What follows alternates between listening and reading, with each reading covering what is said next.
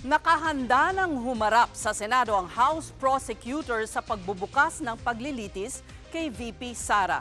At live mula sa Senado, nangunguna sa balita si News 5 House Correspondent Marian Enriquez. Marian, ano ang susunod na hakbang ng House Prosecution Panel? Yes, nakahanda na nga yung House Prosecution Panel para sumagot doon sa magiging reply or yung answer ni Vice President Sara Duterte dito nga sa Senate Impeachment Court. At kanina lang naghihintay tayo, pupunta sana dito yung House Prosecutors para nga sana dumalo dito sa pagko-convene ng Senado bilang isang impeachment court. Pero hindi na sila tumuloy dahil wala rin naman silang formal invitation mula sa Senado. Gaya nung nauna nang sinabi ni Senate President Alan Peter Cayetano, gayon pa man malugod, masayang-masaya itong mga House Prosecutors dahil gumugulong na yung impeachment proceedings dito sa Senado. Bibigyan po ng Senate Impeachment Court ng 5 araw ang House Prosecution Panel para nga mag-file ng kanilang reply doon sa magiging answer ni Vice President Sara Duterte dito sa writ of summons. Magsusumiti rin yung House Prosecutors ng kanilang entry of appearance para nga formally magpakilala kung sino-sino itong magiging laman or yung mga komposisyon ng House Prosecution Panel. Narito po yung ilang pahayag ng mga House Prosecutors.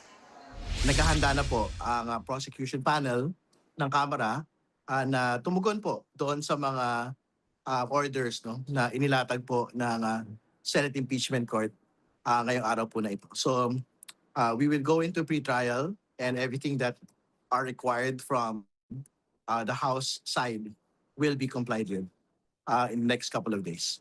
Well, ang importante ngayon ay na-convene na sila, gumugulong na yung impeachment at wala na siguro tayong dahilan para magagam-agam.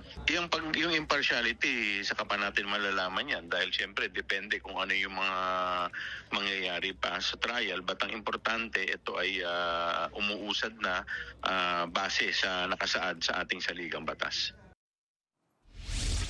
Marian, may update ba sa composition ng House Prosecution Panel maging nung private prosecutors na kanilang pipiliin?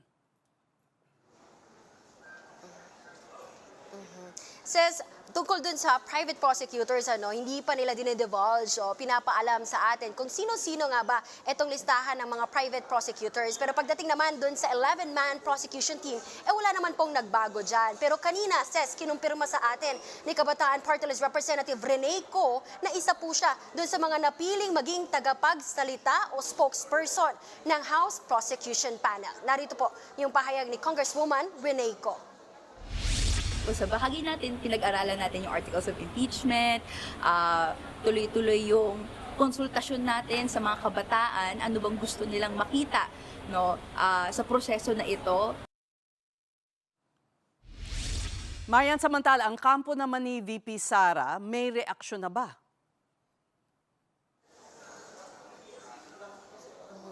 Yes, actually, according to the kampo ni Vice President Sara Duterte, handang-handa naman na raw din silang sumagot dito sa writ of summons na inuutos nga ng Senate Impeachment Court. Pero hindi pa raw muna sila magkokomento bilang respeto nga dito sa proseso ng impeachment. Pero nauna nang sinabi ng kampo ni Vice President Sara Duterte na handa pong humarap dito sa Senate Impeachment Court ang BC. At nauna na rin sinabi ng isa sa mga abogado ni VP Sara na si Attorney Michael Powa na bubuin po ng 16 na abogado ang kanilang defense team.